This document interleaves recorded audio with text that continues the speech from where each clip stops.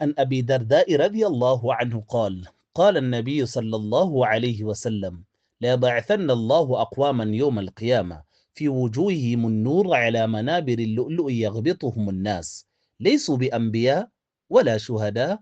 قال فجثاء عربي على ركبتي فقال يا رسول الله هل لنا نعرفهم؟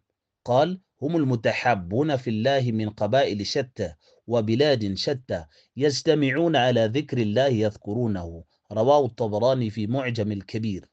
Ngokuka Abu Darda uNkulunkulu athokoze ngaye uthi umprofeti kaNkulunkulu ukuthula makube kuye wathi ngempela kunabantu uNkulunkulu ayobavusa ngosuku lwahlulela ubuso babo bukhanya behlezi ezihlalweni ezenziwe ngenhlaka yamaqanda olwandle.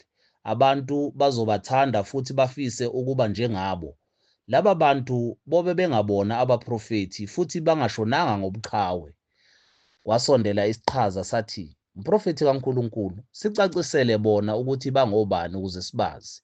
Umprofeti kaNkulunkulu ukuthula makube kuye wathi, yilabo abathandanayo ngenxa kaNkulunkulu, bevela ezizweni ezahlukene nasezindaweni ezahlukene, kodwa behlangana ndawonye ngokukhumbula uNkulunkulu.